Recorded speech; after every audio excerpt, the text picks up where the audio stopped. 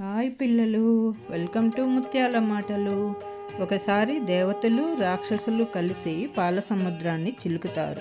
అప్పుడు అన్నిటికంటే ముందుగా విషం పుడుతుంది. దేవతలు రాక్షసులు భయపడి అందరూ కలిసి శివుడు వద్దకు వెళ్ళి ప్రార్థిస్తారు. కాపాడు పరమేశ్వర అని. శివుడు ఏం జరిగింది అని అడుగుతాడు. దేవా, పాల కడల నుండి విషం వచ్చింది, లోకాన్ని నాశనం చేస్తోంది అంటారు. అప్పుడు శివుడు ఆ విషాన్ని తానే తాగుతాడు.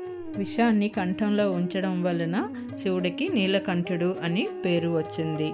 ఆ తరువాత పాల సముద్రం నుండి కామధేనువు, కల్పవృక్షము, ఐరావతము, చంద్రుడు, లక్ష్మీదేవి పుడతారు. చంద్రుణ్ణి తలపై పెట్టుకుంటాడు శివుడు. అందరికీ బ్యాడ్ చేసే విషాన్ని తానొక్కడే తాగి చల్లని వెలుగునిచ్చే చంద్రుని తలపై పెట్టుకున్నాడు శివుడు. ఎప్పుడైనా గమనించారా? శివుడులాగా మనం కూడా ఎవరికి బ్యాడ్ జరగకుండా చూసుకోవాలి. అందరూ హ్యాపీగా ఉండేలా చూడాలి. దేవుడు అని పూజ చేయడమే కాదు, దేవుడిలాగా మంచి పనులు చేయాలి.